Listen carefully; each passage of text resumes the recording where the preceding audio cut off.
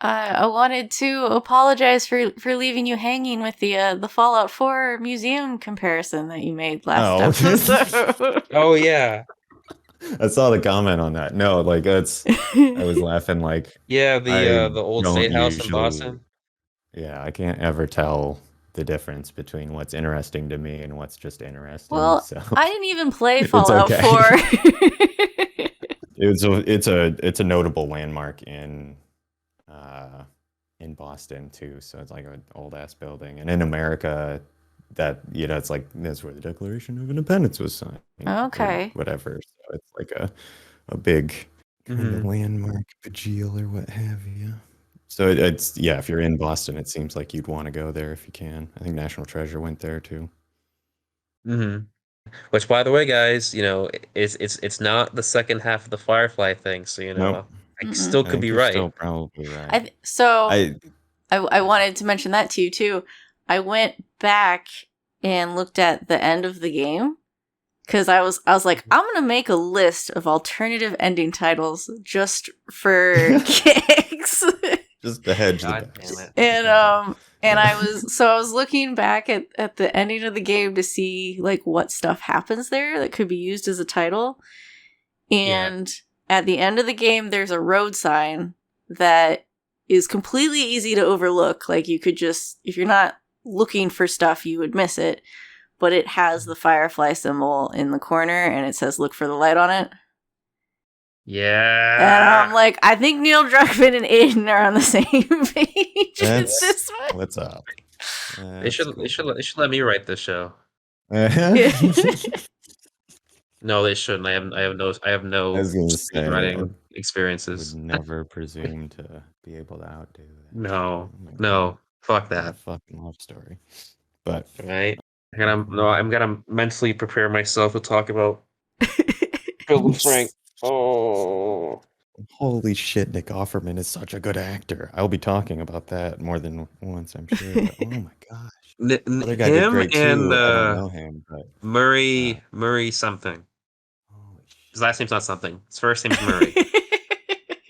He was also I didn't watch it, but he was on the first season of The White Lotus as well, from what I hear. Yeah, White Lotus is what came up all the time, and I was like, I don't know.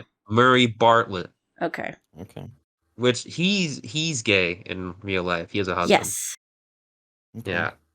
They talked about wanting gay actors, and that was probably in the podcast where I heard that, which means you. Yeah, it was. I listened to that as well. Yeah, Craig was talking about it. So I forget who they wanted to cast initially as Bill, and then couldn't because of a schedule conflict. Because they were, I forget who the name of the person, but then they had another show they were doing, and then they got Nick Offerman instead. I know he said he went on to do Our Flag Means Death. I think that's the show the other person was supposed to be on. Yeah, that sounds about right. Okay. Yeah, I forget the actor because it was also in Chernobyl. Okay. Oh, yeah. Okay. Yep, I remember that conversation. Okay. All right. And we go ahead and intro. Hello, everyone. Welcome to the Game With Us podcast. We are here to talk about The Last of Us HBO TV series episode 3, Long, Long Time. And I am joined by Eric and Aiden from Irrational Radio. I'm already crying. We haven't even started. I'm already crying. No, you said the name of the song and now I'm crying. Did anybody binge Linda Ronstadt after this episode? I had started looking into Linda Ronstadt after this. It's probably a surprise to nobody that I, as a 23-year-old guy, had no idea who Linda Ronstadt was before this episode. Yeah, I was a 90s kid, so I had no idea who Linda Ronstadt was either. It's unfamiliar, but yeah, like I'm sure there's that's going to be great for the portfolio. Yeah, of music her Spotify streaming went up like 5,000% after the episode aired. Is she still alive? Yes, actually, really? I looked that up too. I was like, is Linda Ronstadt still alive? She is. I forget how old she is. Let us look it up. She is 76. Wow. 76 and still. Can you imagine that? It's like, oh, your song is popular now. It's like, oh boy, why? I'm going to explain what The Sudden Last of Us is. resurgence. Yeah. Yeah, I think they said it was like climbing the charts after 53 years or something like that. Right. It's like strange. It's like Stranger Things when I didn't watch Stranger Things. They put that one Metallica song. I don't listen to Metallica. It Was was the Sandman song? It was Running Up That Road. Okay. Hold on. I No, Master of Puppets. I think it was Running Up That Hill by Kate Bush. That was the one that came up a lot when I was searching Linda Ronstadt. They were like, yeah, Stranger Things did the same thing for Kate Bush. Huh. So that's the one that I found when I was Googling Linda Ronstadt. Make another Fallout 4 connection for to the void here, but no, yeah. But there was like The Wanderers. I felt like that when that ad run came out for that game being released, that it was like Dion and The Wanderers or whatever that did the song. Oh yeah. That for the ads was just they blew up again or something to that effect, I believe. That's hilarious. It's wild how that happens all of a sudden now. Yeah, Fallout turned a generation of people into 50s fans. They're like, whoa. Yeah. It's like, right. There was so much good music in this. Anyway. Oh, it's crazy how the digital world works, where that kind of resurgence can happen. Be recovered, right? Or a new generation can discover something. Yeah. Very cool. Before we go into the episode, I kind of brought it up with the guys, and I wanted to mention this because the news kind of broke out about it. I think like the day of or the day after episode 3 premiered. I think it was the day of. Yeah, that Annie Wersching, the actress who played Tess in the original Last of Us game, like passed away of some kind of cancer, I believe. She had like a 2-year battle of cancer that she lost. Like she was 45, which is like insanely young. Like it's horrible. Yeah. She apparently kept acting through it too. That's exactly like Chadwick. Yeah. The same thing. It's very private. I mean, like I can't imagine like the strength of that. I mean, like my dad, he went through several years of treatment for colon cancer, and it was rough. And my dad was like in his early 60s when he had it. So yeah, it's like so surreal because I was like just playing The Last of Us, the remake, and even though she was only on screen for Tess, probably like an hour, 2, 3, probably because I played grounded mode. It took a little longer. And you but kept I mean, yeah. But I still enjoyed Tess's like snappy quips and all that, and Anna Torv did great in the show. But I mean, Annie Wersching, she was definitely a badass. Yeah. And if you're interested, there is a GoFundMe for her family. That's right. Yeah. It's had like $200,000. It's so cool to see. Raised for her family because she has young kids. Her oldest son is 12, which is that's heartbreaking to lose a parent that young. Yeah, it's obviously like that's too young. Very sad set of circumstances, but to see the community of fans sort of reach out to try and help in what way they can, and to see it be that substantial of an impact, that's like really, I don't know. That's like a kind of cool thing. Yeah, absolutely. Neil Druckmann posted about it on Twitter, and Troy posted on his Twitter. Troy Baker posted on his Twitter account. It was like both very, very, very, very sweet, and yeah, just it was very surreal to have that after such like a beautiful episode about like love and loss and all that. So yeah, just to be missed. And I just wanted to start off there. So yeah, thank you guys for letting me to have that time. No, it was a good time to have. Yeah, it's like a loss to the series. I guess the whole the whole Last of Us fandom, basically. Yeah. But yeah, Community, I guess. That's, yeah. Oh, her kids are 12, 9, and 4. Yeah, like I said, her oldest is 12. Damn. It's too young. Yeah. Too young to lose a parent. I mean, not that there's ever a good time to lose a parent. Right. Yeah, it's just really sad. Sorry, I didn't mean to bum out the episode. This is just going to be a sad episode. No, this is gonna be a horribly sad episode. This whole episode's gonna be sad. Just sad thing after sad thing. All right. It is almost fitting, I guess. Yeah, it is. Weirdly enough. Manage some sort of segue here that like the opening scene in the episode is, it was like, it's basically kind of Joel having something like a funeral for Tess, it seemed like. Yeah. Putting the stones on the which is eerie, if anything else. Something humorous. Did you guys see on Twitter all of the Bostonians were a little like weirded out by like the cut where it says 10 miles off of Boston and they're all in these foresty mountains, and like even Stephen King was like, "What? No, that's not Boston. That's 10 miles from Boston? Probably not. Which part of Boston? Yeah, seriously. I saw one tweet. It was like, I live 10 miles out of Boston. Like, I'm screwed. You know? Yeah. I think that's like, for people who aren't familiar with that whole like New York metro area. New England, all that stuff. Yeah, that like I-95 corridor where it's just like Coruscant or something. Just wall to wall, dense cities. It's weird how that happened. I mean, it's not entirely accurate, but it is. You assume that it's like everywhere else and you can go a little bit and not be surrounded by city again, but you're just running into another city. Right. But yeah, so that is that was like an interesting like link, I guess, or weirdly.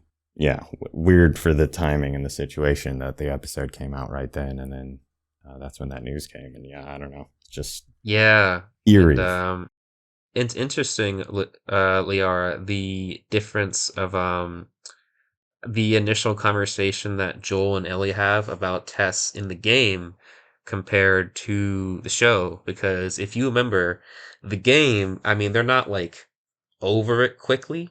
Mm-hmm. But pretty much after, it's like, all right, I'll take you to the Fireflies and all that stuff, and they like have that conversation where it's like, don't tell me about your condition, don't bring up Tess ever. Yeah. But we have to wait an entire episode to get that out of him because Joel is still miffed. Yeah, and I really like that they gave Tess's death time to breathe. Instead of in the game, it just kind of like immediately it feels like, I get that Joel is very closed off and he tells Ellie not to talk about it, so there's not really space, but we got to see it in the episode where we just got a whole episode of like Joel is missing Tess, and the whole relationship between Bill and Frank is kind of a message to Joel to like, don't close yourself off.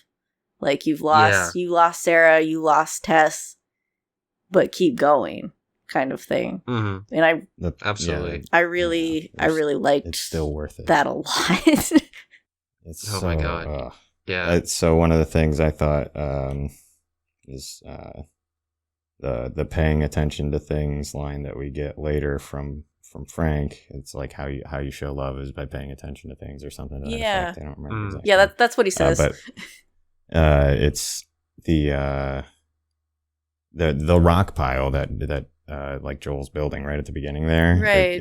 He's sitting there, taking time to pick certain rocks and the like he's doing that in some way. It's like an interesting link. It's something, and it seems like that's kind of a running theme through the episode. There's a lot of like how people pay attention to things and like it's this.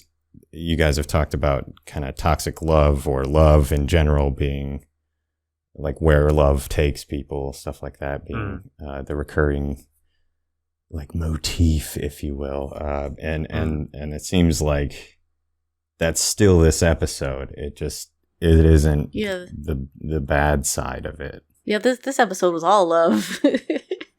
Seriously, it was. I just before I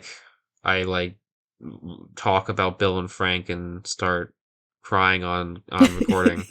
I love that. I love getting more Joel and Ellie interaction since now they're forced to work together, and Ellie tries to get him to open up, and which she does by asking basic questions about what happened, and it's crazy how a bunch of fans came up with the whole bread yeast theory, and Joel literally confirms it. Yeah. Well, but he doesn't. I mean, he says something like flour or sugar, right? Because he doesn't know for certain, But it is. That was the thing I thought was very Ellie says something about Fedra won't teach us how their shitty government mismanaged the shitty, or you know what I mean, some to that effect. But it's maybe they aren't. That knowledge isn't around. Maybe they don't know. Right. Generally, Fedra was trying to keep that information close, so nobody knew it was really kind of their fault that it got out in the first place. Yeah. It's it does make it seem like maybe that was grain that got the fireflies infected. Yeah. I think Joel suspects that it was the flour because he kind of he mentions bread and then he kind of pauses and says pancake mix, and I think that was kind of he suspects that if he'd gotten that pancake mix. Him, Sarah, Tommy, they'd be clicking right now. Well, see, but so it's. I think he suspects, but that's an interesting, because that could be why he's always got jerky rations or something. You know what I mean? That all does potentially work that way too. That's curious to me, anyway. Also, information-wise, you gotta remember that the outbreak happened in 2003. I mean, the internet was still basically its infancy. Yeah. But compared to in the game, was 2013 that the world went to shit, which the internet was it was becoming what it is now. But in 2003, it was still a novelty. Not that I would know. I was 3 years old. But you two would know more than I would. Yeah. That's not drag. I'm just saying. No, I mean I can remember the internet becoming a thing. That was I remember growing up and being like, oh, this is fun. This is a thing that's cool. That is, oh gosh, that's an intergenerational gap thing. Speaking of time frames, I didn't realize this. Someone had to point it out to me. Gay marriage wasn't legalized in Bill's state until 2004. And the world ended in 2003. Right. So when they have that little scene where they're getting married, it's not even oh, there's no one around to marry us. It's in their world, it wasn't even legalized. There's no one around to stop them. And I was like, I didn't catch that. There's so many. I didn't even think about that. Layers to this. Because I was just gonna. There's you look at the pancake mix thing that you're talking. It's they're saying there's a single product from a single factory that went out all over the world. It's sort of this nod to, kind of the global economy, the way that everything's so interconnected now, and we do all this monocrop stuff, and along the same lines as some of the climate change reference stuff they get in the first episode. It just felt like this, we do these things that could cause very serious problems in ways that we don't appreciate all the time or something. Yeah. But there's just so many layers to the story, I guess, was really what I was trying to Yeah, no, definitely. It's wild how conscious of all. I don't know if that, I think that if that's a Mazin thing or a Druckmann thing, but just very cool to see how much thought has clearly gone into whatever implications you could imagine for it. It's super cool. Probably just the combination of both of them. Like I said, Eric, you need to watch Chernobyl. Yeah. It's so good. I also loved Ellie fangirling over the Mortal Kombat arcade machine. I was fanboying over Yes. the arcade machine, and she's like, "Oh, Yes. there's a character named Melina who just like Yeah. eats you up and spits out your insides," which is like straight from the game. Because in the game, she goes to this arcade machine, which is pretty much just like Mortal Kombat, but they don't have the license, so it's just like Yeah. All something right. else. And Joel was like, in the game, he was like, I never much care for these horror things, but it's just, like Ellie would totally be the type of person who would just like love that franchise full of just gratuitous violence. Um, Here's a question: would you guys think Mm. of Ellie's experience with the stalker underneath? Because it's not a clicker, Oh. Yeah. but it's not a runner either. Yeah. That was interesting. Yeah, like the way she was like, it's almost like a little sadistic a bit, because like you can tell like into her eyes, she was like almost enjoying kind of cutting it open. So I read her. So I'm not sure that this is accurate or not, but I get she still is acting very much like a kid Mm-hmm. in a lot of ways leading up to that. You know, Yeah. the conversation with the plane, the Mortal Kombat. Joel just was like, you ask a lot of questions or whatever. You know, it's Yeah. like just doing standard kid stuff. I kind of read that as it's this like curiosity that lacks a conventional moral compass, sort of. Uh-huh. And then there's also I guess you could say there's a connection between, she's lived a very violent life up to this point, presumably. So that isn't like, I don't know. Yeah, there's probably other ways that connects too. But to me, that was like not normal kid stuff. I don't want to make it sound, you know what I mean? But like, Yeah. it was more of the behavior of a child kind of thing. Someone who's still exploring and trying to learn about the world they're in. Yeah. In some ways, I guess, is just, like really unsettling to watch. Oh, man. Yeah, that was kind of how I read that too, because like she was talking to Joel in the first episode, like, have you ever killed one? Is it hard? And then when they're walking, she's like, how'd you get that scar? And he says, someone shot at me and missed. She's like, oh, that's cool. Did you get him? Like, I get like this feeling for her where she kind of sees Joel as the protector, and she kind of wants to, she's the kid, but she wants to be the adult, and like she wants a gun, and she wants in on the action, and she wants to like prove maybe even to herself that she's capable.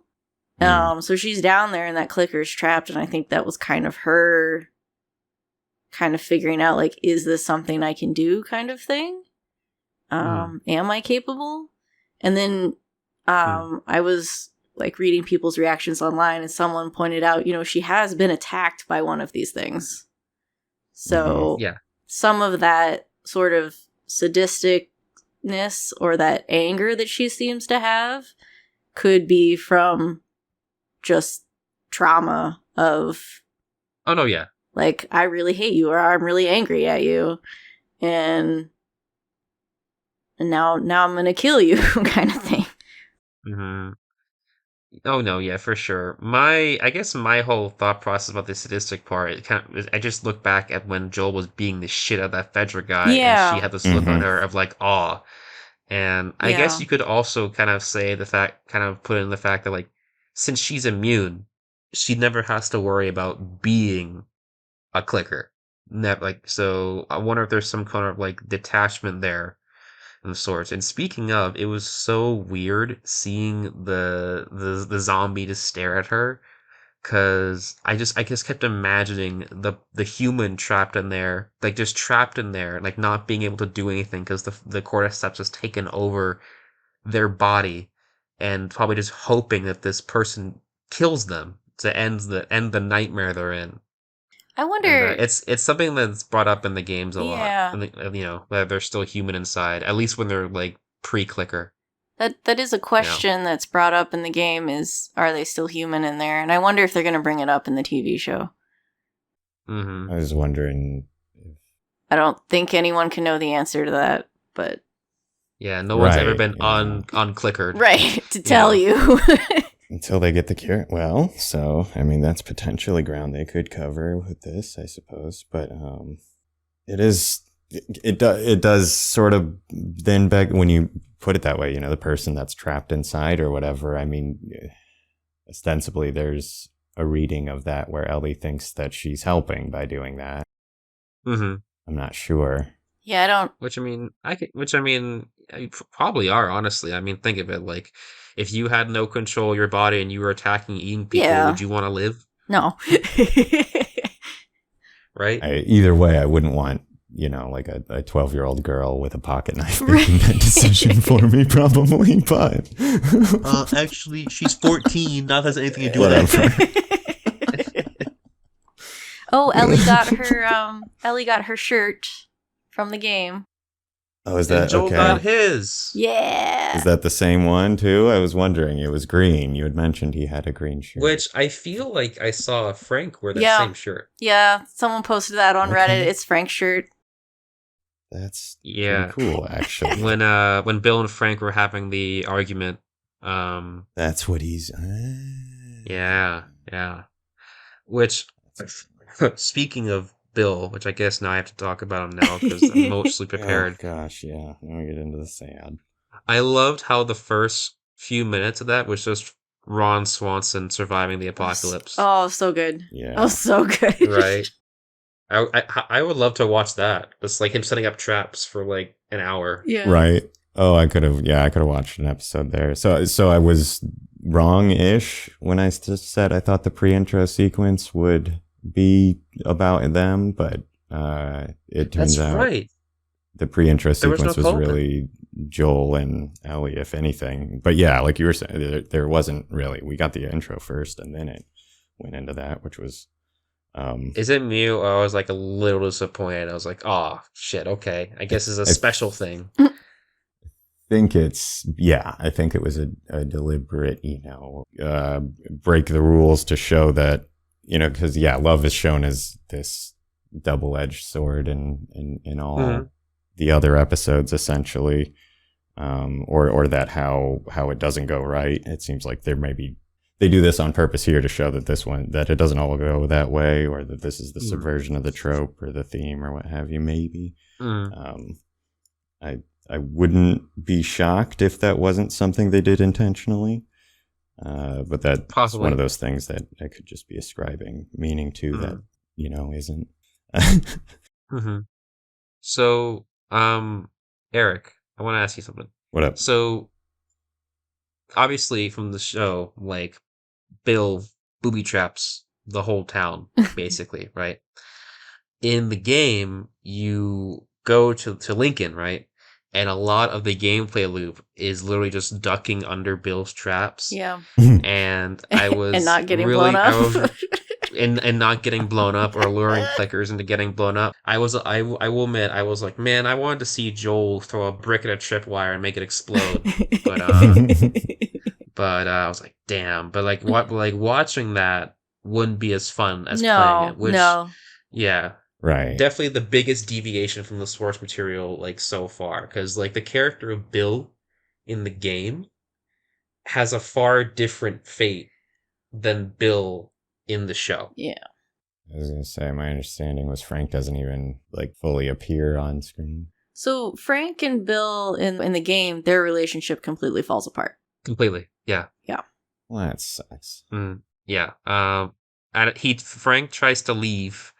And he gets bitten, and in order to because he didn't want to become infected, they end up finding out that Frank hung himself in order to prevent the infection spreading. And you find a note that Frank wrote to Bill, and essentially saying, "Yeah, I know you told me that I'd be infected, but I'd rather be dead than spend another day with you." Oh, jeez, that's way less good. Yeah. Yes. Yeah. So Bill in this version is like extremely bitter, paranoid, and almost like if you can imagine like Bill in the show, but like that quadrupled, constantly angry all the time. Joel after 40 years or something. Yeah. And and that's kind of what... There is a really interesting link between those two characters as well. Sorry, I didn't want to... Yeah, no, that's exactly the point. In the game, Bill kind of serves as an example of like what Joel could become should he choose to shut everyone in his life out. Like Joel could survive, but at what cost? You're gonna turn into Bill. Yeah. Well, and I think they're both, even in the show here, they're both like the same kind of, have a really hard time verbalizing any kind of, emotion whatsoever. Very paranoid. I love the scene of the two of them at the table, because it's like the two guys that, if Joel could have had a handgun on that table, he would have too, It was just like... Tess was like, no, you can't. Yeah. Tess and Frank were so on page, and Bill and Joel were also on the same page. It was really exactly. Right. I love the scene where Joel's like, that friend says that you're on our top. So then Bill looks back and he is like, I hate that you're right. Yes. I hate that you pointed that out to me. I gotta wonder in my head, I kept thinking, like, I wonder if in the game, like, they had a similar conversation like that, but Bill was like, no, you're completely wrong. And everything fell apart. And Bill not opening up to people is what caused Frank to leave. Where in this iteration, Frank warmed up Bill's heart so much that he opened up to people. I mean, specifically Joel, who was probably the closest thing that Bill has to like a friend, even though he would never call him a friend. Yeah. Yeah, Joel's like, not Joel. Bill says, I never liked you, but I respect you. Yeah, which he totally did like him, but he's not gonna. Even at the very end, he was too prideful to say. Yeah. It.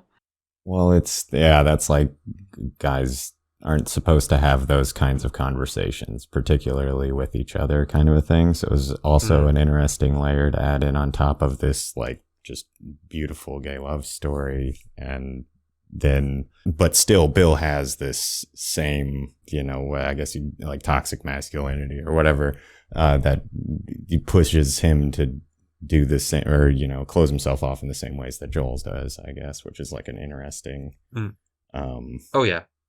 thing there. Like, Joel wouldn't have wanted to hear "you were my best friend in the whole world." No. Or, how he wouldn't have responded to that well. Right. And so it's interesting, I think, as well, on top of like the rest of the story presented, is just like a cool vibe. It's like when Bill is shot and he thinks he's dying, he's telling Frank, call Joel. Which I think shows how highly he holds Joel. Yeah, because Joel will take care of you. Yeah, Joel's the guy that you need to call.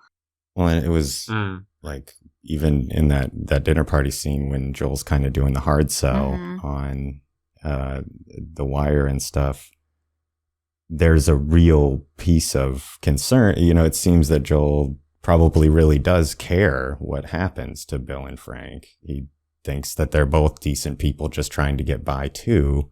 And he's like, no, that fence isn't going to work forever. I can help you make it better. You just got to help me and make it worth my time. Like, it's like, and Bill doesn't even argue with him when he's like, they'll come eventually, the Raiders kind of thing or whatever. He's like, yeah, we'll be okay. Which we kind of, the only problem I have with this episode is all the Raiders coming, right? And he sets up all these traps. And then Bill decides to stand at the middle of the street with a sniper rifle. Bill? Like, you're telling me this paranoid schizophrenic wouldn't have a sniper's perch in like the attic of a building and shoot them from That's there? What I was thinking. Come on. Right? Come on. This dude's got like tunnels, man. Tunnels. You've had 10 years. He would have like 6 designated spots he could shoot from. Like, at least. Right. You know what I mean? Want all these buildings connected under the ground. Right? I don't know. Maybe he panicked and he wasn't thinking straight. I don't know. He was like, I gotta protect Frank, and just charges out into the middle of the street. Yeah. Wouldn't be totally outlandish, honestly. No, I get it. I get that. I think their writers were like, okay, we need to get Bill hurt somehow, and Frank can help him out. Which it's not like a big problem. It's just like something funny that I noticed. I was like, Yeah, no, right. I had the same reaction. I'm like, what the hell are you doing in the middle of the street? Why are you I'm there? in the same. Why? was it raining too? Yeah, I think it was. Right? Seriously, they were just the crew were like, okay, how do we make it as dramatic as possible? All right, Right, it's needs to middle be- of the night, people are on fire, and it's raining. People are on fire. There were like, yeah, no, people were definitely on fire. It's funny. Those traps were insane. It was awesome. Right. The grinders set up. I was wondering what the hell he was doing, welding a rod to a grinder. I was like, what are you doing? That is not a functional tool anymore. Right. But that's not what it's for. And it was cool. It's like, oh, you made flamethrowers. Awesome. Yeah. Very, very nice. Oh, I mean, hey, in the game, it was pretty much just like tripwires and like small little foot traps. And in the show, I mean, those traps bagged to my husband. So, you know, pretty good. Yeah. Did actually, too. That's a really funny point. Literally, Yeah. literally. Bagged to my husband. Mhm. Right? So that, I love those two so much. Oh. kind of in a similar vein to that, like, why was he standing out in the middle of this street thing? I was talking about not knowing where Joel was getting the ammo for his rifle, and they made a comment specifically to that in the episode when he was putting it into the stash spot. It's kind of winding back, but I just remembered that. I was like, I said that. Yeah. I said that. So I was like, oh, cool. I don't know. They do. There's some of that stuff. So I wonder if we're not going to get another conversation about that probably, but would have been funny. I bet you if Joel knew those two were dead, he probably was like, shit, I should have brought the rifle. Steal their ammo. Well, I bet he would have brought it if he realized that he was going to have access to. They've got all the guns downstairs. Yeah, that's true. If he Yeah. wanted one, he could have just grabbed another probably. There's Right. a wall of them. Yes, Ellie was like a kid in the candy store. It was more than one. There were like 3 walls. Oh my god, there's so many ways I could shoot somebody. Finally. And it's like, don't touch any of them. And she's like, oh Yeah. man. She did finally get one. Yeah. Yeah, she did. Which was Frank's, Yeah. which I looked at. I was like, holy shit, is that the pistol she gets from the game? And I'm playing the Yeah. game, I'm like, it is the pistol. That's cool that is still the same gun then. But it is, yeah, it's the one Frank pulls out as he's like running around the Right. house like, oh, Bill, Yeah. where are you? Oh my God, I think we're under attack. And like, he's already Yeah. knee deep, right? like 3 clips empty or something. That was just funny. Which is interesting because, Eric, in the game, Hmm. Joel gives her the pistol. Because at a certain point, Joel finally trusts her enough to give her a pistol. But, you know, she snuck this. Yeah, I'm really curious to see what they do with that, because in the game she still doesn't have one yet, and I'm like, what? Yeah, at this point in the game, which does make me sad. I'm almost sad we never got to see Nick Offerman call Ellie a little shit. You know, because Bill and Ellie argue like they fucking despise each other. Like she like tries to hit him with a pipe that he like handcuffs her to. I mean, yeah, no, that's probably wouldn't be a positive relationship from the Right. handcuffing 2-point pipe. Well, so Joel sets off all his traps, and Bill goes to see who's intruding on his town, and then he finds Ellie, so she's the first person to walk through the door, so he handcuffs her to a pipe, and then I think he doesn't recognize Joel immediately, and goes for Joel, and then Ellie pulls the pipe out of the wall and hits him with it. Yeah, pretty much. Not bad. Similar, one of the things that made me laugh super hard, I don't know, is the Frank and Bill were in the, like, it was that argument scene where he's telling Bill that you like, I've been talking to a really nice woman on the radio. You what? And he's, you what? Like, I was I don't know. Yeah, so funny. This scene was really great as like, because as someone who played the game expecting their relationship to fall apart, that really set the scene for how the two of them clash. And like, if Bill isn't able to like open himself up, you know, how that relationship could just fall apart. Right. And then like sitting there waiting for it, and then it doesn't happen. Yeah. My big thing is like, what I noticed was after Bill gets shot, like when it cuts away, and the next thing you see is a guy in a wheelchair. And I first thought, oh shit, did Bill get put in a wheelchair after that? And then it's Frank, and then you see them old. And I'm like, oh no, this is up. This is up. No, I didn't the even first think 10 minutes of of up. that. Oh god, no. And they're like dying of like, you know, old age. It's sad because Bill always was like, you know, apologizing for having age catch up to him, but like Frank gets, I think, what did they explain? It was like some form of degenerative bone disease. It wasn't cancer, but I guess they thought, I don't know, like cancer would be like too on the nose, so they gave him like or too tragic. Like they gave him a degenerative bone disease or something. I don't know. Either way, like it's all tragic. I don't know that it matters. Yeah. I get it though. Seriously. It's like, oh, of course. I don't know. Yeah, there are enough other diseases available that are unfortunately to put you in that spot, and there are more of them in a world without like a functional medical system, I suppose, too. So, that's it. Seems like that. Sort of makes little difference either way in my mind, like what it is at least that he's suffering from. Oh yeah, for sure. Guys, I have a question for you. When they were playing The Nature of Daylight, when that song came on, how did you guys feel? If you know what I'm talking about, what that song is. The Nature of Daylight. It's the violin that plays in the montage. Oh, the montage violin music. Yeah, no, that just pushed everything up 100%. So that song, okay, the first time I heard it was from have you guys seen Shutter Island? Yeah. It's used in that movie and for a very sad scene. And then in Arrival, it's also used for the same scene. And then in this orchestral version of it was used in the show, and I was literally like, "Fuck you guys! This is cheap. This is cheap." I was like bawling. I swear that music's been used in a bunch of places because I recognized it. I recognized it, and I was like, "No, it has." Oh my! I was literally like ugly crying.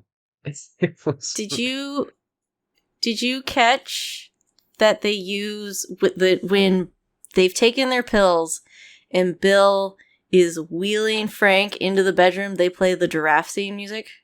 What? That's what it was? That was the giraffe scene music. I lost it. I lost it. Oh my god. Oh man. The giraffe scene. There's a giraffe scene in the game. It's from the game, yeah. No, it's like a really beautiful scene. Ellie pets a giraffe, and it's like super beautiful. And it's just like okay. I don't know. I didn't know what to expect from the giraffe scene, I guess. It's meant to be. It's this really beautiful scene, and it's meant to be like so much terrible stuff has happened, and it's like, hey, it kind of answers the question of like what happens to the zoo when the humans aren't there anymore, and like all the zoo animals escape, and they kind of just have this serene scene of nature before them, and it's against this concrete jungle. Yeah, it's really calm, and it's just this the sun. You know, they got the sunrise. It's just really beautiful, and it's just a moment to like appreciate the beauty that is in this horrible world. And even though it can't last forever, and the game specifically lets you can sit there in that space as long as you want. You have to press a button to move away. So then they took this music that's meant to be this really message for beauty that still exists in the world, and then they put it on Bill and Frank. But that ain't, so that's what, I think that is exactly what they're trying to show, right? Like that there's still this beautiful love that can exist even in the awful world, but oh man. Yeah, I think that's exactly what they were going for, and I just lost it. I was like, how dare you do this? That's rough. Oh, shit. That is rough.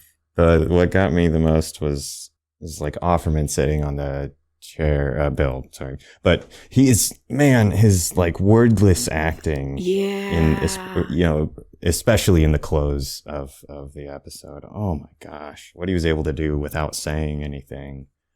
It's just so impressive to me. Yeah, and the scene where Frank is just telling him like what he wants to do in his last day, and oh no, right before guys. He slides over, he like it's like all of a sudden like looks like a little kid who's about to break out in tears over what, but he just like deflates and he's all it's just so real. I couldn't. Yeah. That one got me. Are you okay over there? Guys. No. Shit.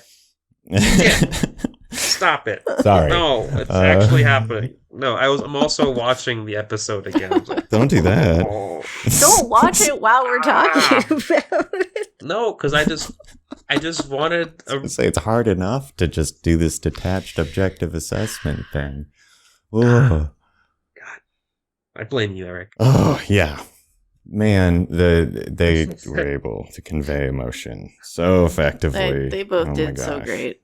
Nick Offerman and Murray Bartlett, they have to win an Emmy for this episode. Yeah. Or something. Whatever awards they best give out guest star for a this. drama series or something. They deserve. This is no, seriously, like people, you see this course online, people are saying this is like the best HBO episode like ever made.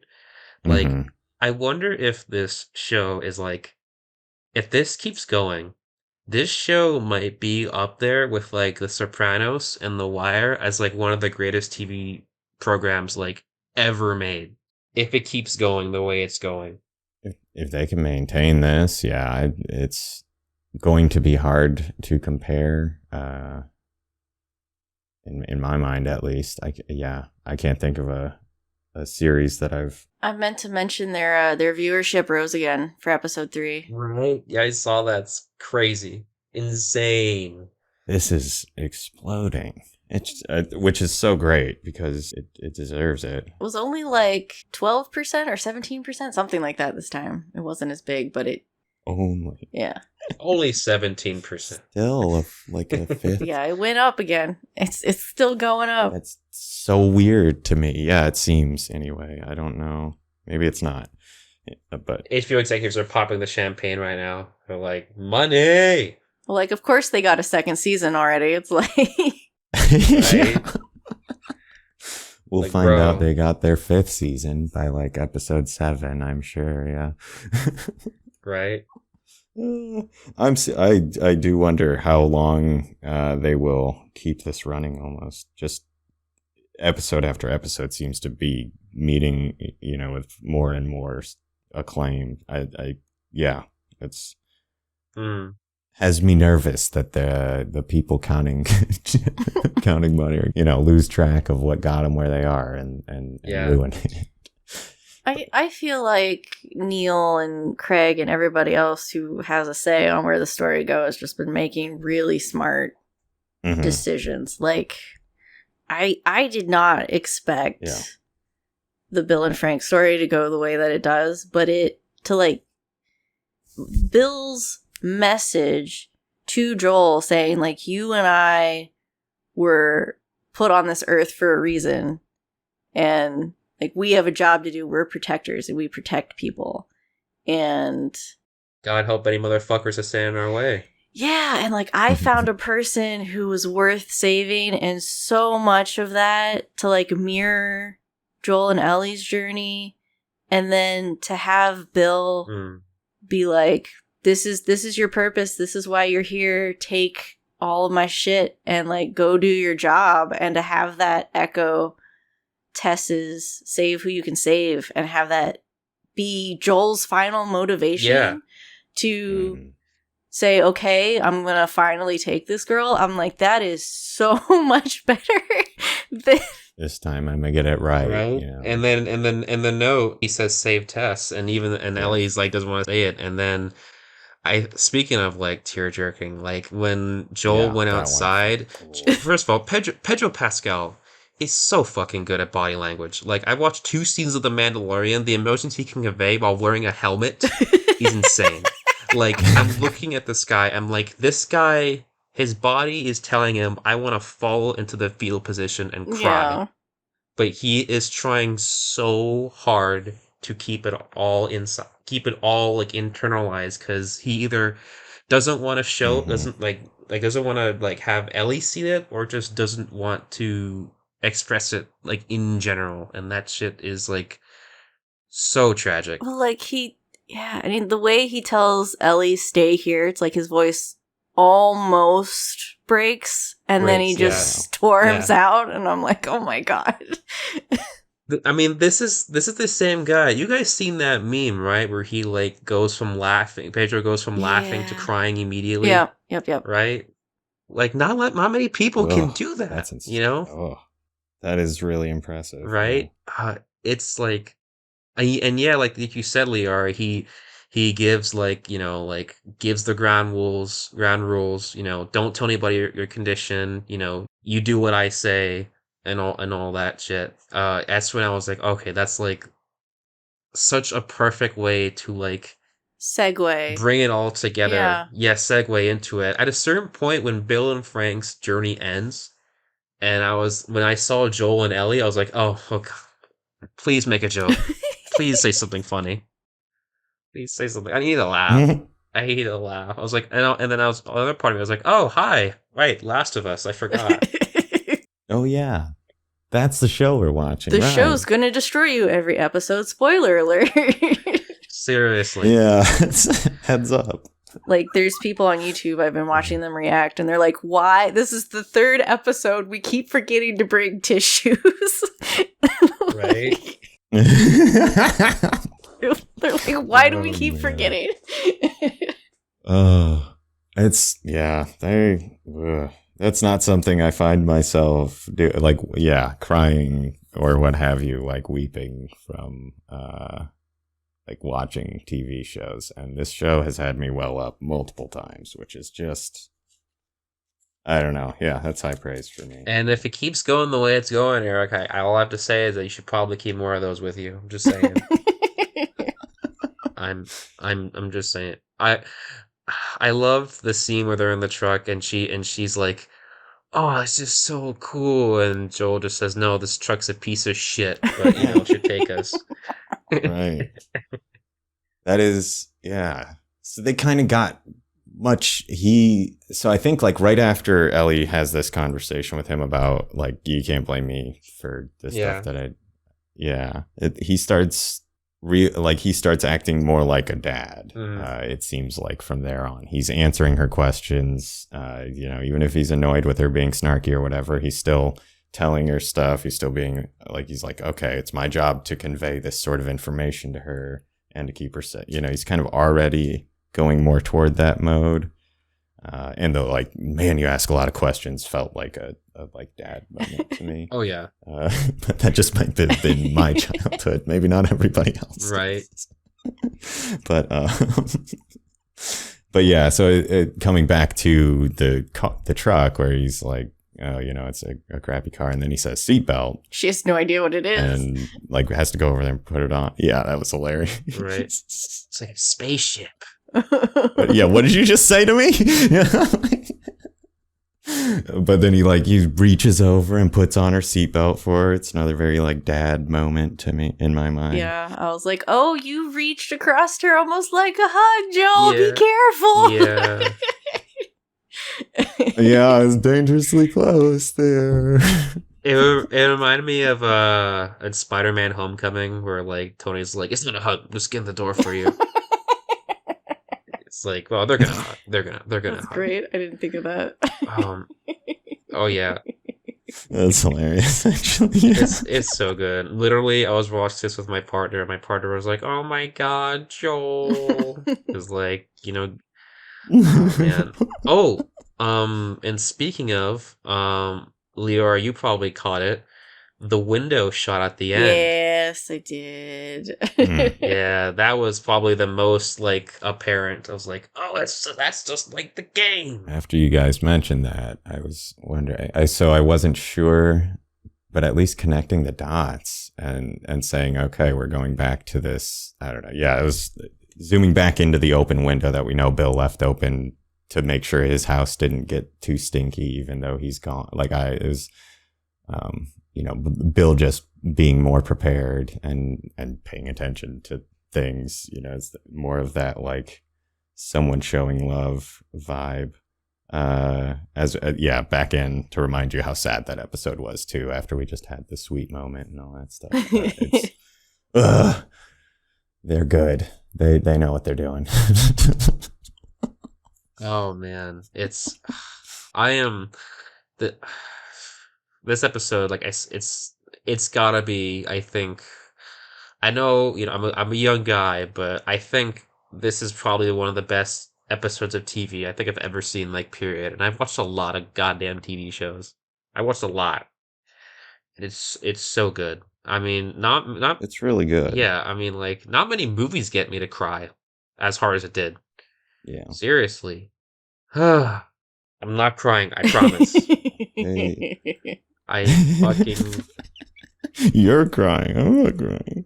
There were a lot of people talking about like how special it is that the TV show took almost an entire episode to just show us the life story of these two characters that we hadn't met at all until this point, and then took them away in the same episode. It's just like a snapshot, right, of two people living in this world who just happened to cross paths with our main characters.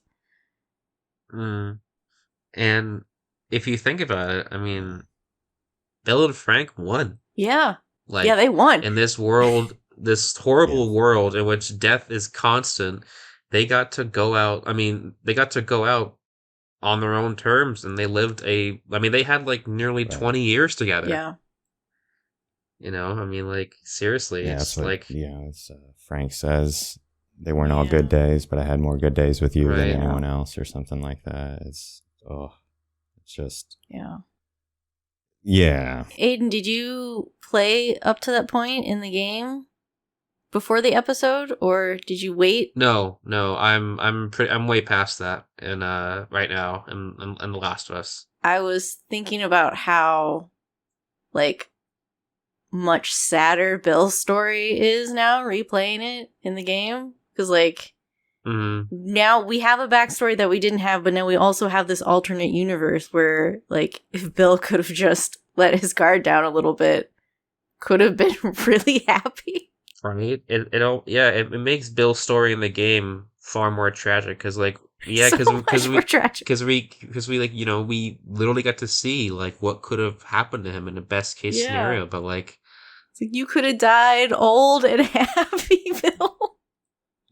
It's like, but now you're probably going to live... Found a purpose in life. Yeah, but now you're going to live a while, but you're going to live it alone. Yeah. Well, he's not really he's more of a survivor than, like, living, really. Yeah. He just, like, surviving and living are two different things. You're absolutely right. So, oh my god. The food and stuff. Was he like a chef in, like, I don't know. Was that a thing that they did in the game? We never got to see what he eats in the game. I loved so much that they just made him like a really good cook, and the scene of him sitting there by himself, in an unlit room, basically eating this meal he just made. Oh, it's like I don't know what. He was just sitting there like so satisfied with it. He felt like he was satisfied and happy in that moment. He kind of didn't know that he was missing that level of connection that he could have had or something. Yeah, like, I'm sure if you'd asked Bill, he would have said that he was happy. He's, like, overjoyed. Right. That's what he wrote. So I don't like people. That's what he wrote in the letter. I hated the world and I was happy when everybody died. Yeah. Like, that was, because that was sort of the argument with Frank about we don't need friends. There's no friends to be had. He's sitting there telling that to Frank, the guy that, the husband he found in his pit trap, which is like, some like sweet irony there. Right. It seems like, no, like, I mean, obviously. And then, that sort of proves the fact that there must be other people out there who are worth saving then too. Yeah, there's other people out there. And that it's worth the risk to let your guard down to potentially. And that's why, like, I love, like you said, Eric. You mentioned earlier, we were talking about how like themes about like how the series in general has a lot of themes about like toxic love and like what love can lead you to do, like pretty messed up things in the name of it. But this episode was like kind of like the typical viewing of that, in which like the absolute joy and euphoria that like love could bring you, the pureness of it, yeah, like the scene with those two, the strawberry scene. No, like laughing, and then that wasn't supposed to be a crying scene, I don't think. Not on the strawberries. Just the giddy laughing, crying at tasting strawberries after 10 years. They were just right. I meant like, I'm sorry. I think that wasn't supposed to be a scene that made like that evoked that reaction. I was just like, oh my god, it's so simple. It's such a little thing. Yeah, no, that was beautiful. I think Neil and Craig on the podcast talked about how hard it was to get the sun in that frame. Oh, that was a golden hour. Like that was you had like 15 minutes to do that, probably. Can you imagine the director of photography? He's like, hurries, like, okay, guys, come on, do the scene now. Otherwise, you're gonna wait a whole day. That is, you set up for 3 hours ahead of that, and then everyone's just sitting there, like, staring at the horizon for,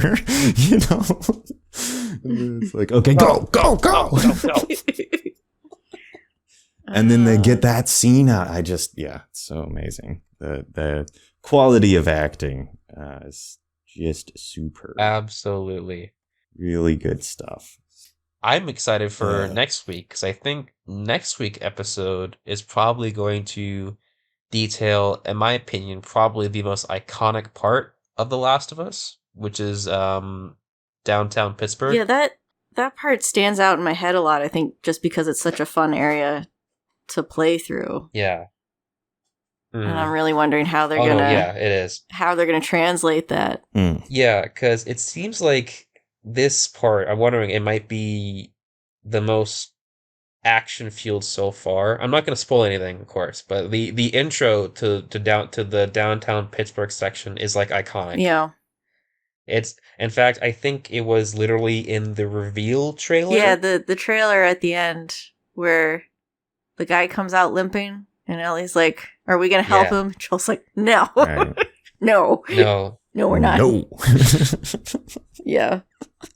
That part I'm going to be so excited to see. And then I hope, Liara, do you think they'll be playing the song?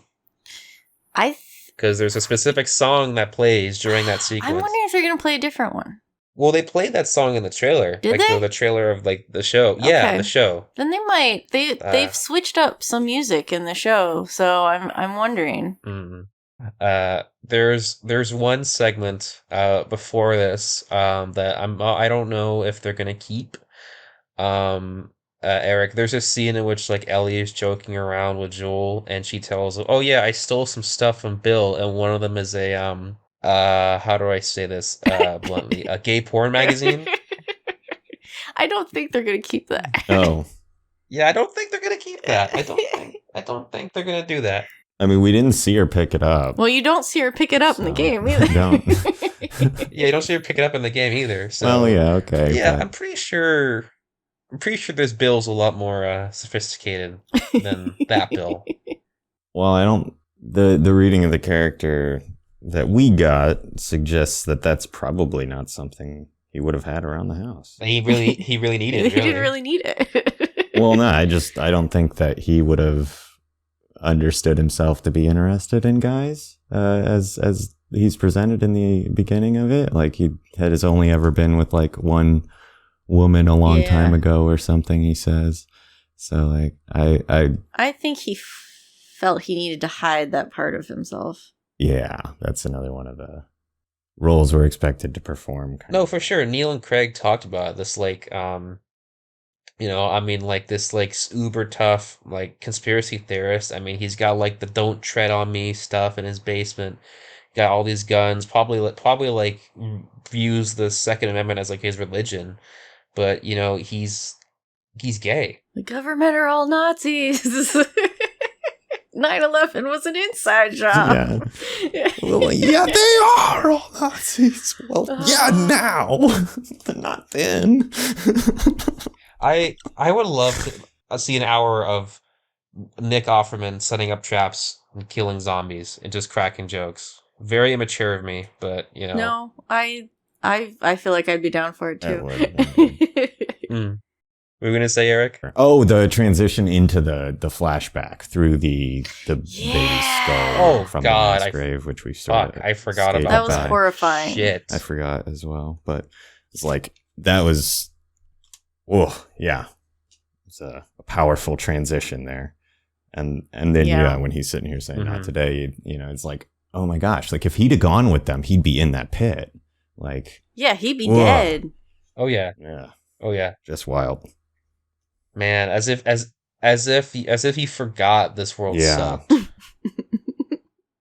I will say I feel like I bring this up a lot, but I don't feel it compared a lot. But as somebody who watched The Walking Dead religiously for years, I gotta say, so far, I feel like The Last of Us has been a much better representation of seeing a world fall apart to like a zombie outbreak than The Walking Dead. At least to me. I haven't watched The Walking Dead, so I can't comment on that, unfortunately. Not really. Yeah. I do think that they've done a pretty good job at focusing on, like, we don't know a ton about the world around us, but what we've learned all is consistent and coherent, and it makes sense. Like, it's nodding to the stuff that Joel explained, in this episode. But all that stuff, it lines up with everything that we've seen so far, which I think is pretty good. So I guess that's about as much as I can say. I don't know. As like a Walking Dead fanatic, at least a former fanatic for years, I just like kept watching this, and I was like, wow, and I thought the first 2 seasons of The Walking Dead were great. Holy shit. Like, don't mind me. I'm just fanboying. I really love The Last of Us. It's great. It is great. Yeah. They're doing a great job with it. So I'm insanely happy. Yeah, I said something to this effect before, but yeah, seeing the shift in how video game art, writing stories for video games and then using them to make movies is changed the idea there. It's just another thing. Like, I can't imagine getting this out of any other video game property, 10 years ago or something. Just wild to me. The crazy thing is that now I almost kind of feel bad for most of the video game TV shows that are being put to like screen, because they're all going to be compared to this. Mm-hmm. Right. There's little chance that they're going to live up to it, in my mind anyway. The only one that I think, and in my opinion, can even come close to it is the God of War one. If they're adapting God of War 4, because that's one of my favorite games of all time. Which, have you guys? I don't think you said you play it, Liara, or you said you played it, like you tried it. I played a good chunk of the first one, and that's definitely a highly cinematic game. So I think they can definitely succeed with it, and I am excited to see what they do. Don't fuck it up. Yeah, I'm like, you can make this work. If The Last of Us can work, God of War can work. Yeah. No, I can fanboy about God of War and God of War Ragnarok for like hours. Because I think Netflix has Horizon too that they're gonna make. Yeah, I heard about that as well. It's just like all over the place. It's all of it. All of it. Yeah. Yeah, there's a bunch of new stuff getting made. There's like a Fallout thing coming out, I think. There's a whole series of video games. Yeah, Jonathan Nolan working on that. And Netflix and adaptations, it's like like some. I mean, like I looked at Netflix, they're gonna be releasing like a One Piece live action adaptation. I'm just like, yeah, that's not gonna be good. That's gonna get canceled after one season, like guaranteed. That doesn't work out of an anime format. Like, what are they gonna do with Luffy? How is that gonna look? I mean, Cowboy Bebop got axed after one season. And I stopped watching about halfway through, but I thought that was doing okay at that point. Or in my mind, it seemed like a decent rendering. But everybody says such bad things about how it ends. I didn't continue through it. But anyway, speaking of good adaptations, this one's pretty good. Anyone got anything else in the episode that we didn't cover? No, I'm crying inside mentally, and I think I'm taking that as a mental note of like I got everything, because now I'm depressed and I'm gonna go. I don't know. I should probably watch like. No, you know what? It's a beautiful story. I'll do what I want. It was beautiful. Yeah, it was very, very beautiful. But now I'm sad. We should all be so lucky. Seriously, we should like all be so lucky as these two. Yeah, like, no, they were. I just need to watch like Ron Swanson montages. Yes, again. I'll feel better about myself. Yeah, that's not a bad strategy. Understanding. It was a great episode. Yeah, and it literally destroyed everybody. I was talking to a friend literally yesterday, and they said they had not watched episode 3 yet, and I was like, bring tissues, and they were like, yeah, and I'm like, no. I have watched so many grown men cry on YouTube. I'm like, you will want to have tissues. Seriously. Oh, God. But next week, at least, it seems like next week I'm excited for. Like I said, it's gonna be more action focused, but we'll have to see. Yeah, I think we need a break from the crying. So I'm up for it. I need to see Joel fucking obliterate somebody with a car. We set up a lot of tension with between him and Ellie. Honestly, it was like they both just agreed to the rules, and then Ellie went and stole a gun. So there's something to occur here. Yeah, that'll be interesting. We'll see how that plays out for sure. Well, thanks again for joining, guys. Thank you. I'm happy to be here. And yay next week. Yeah. Bring tissues. Oh man, hopefully less crying. We'll see.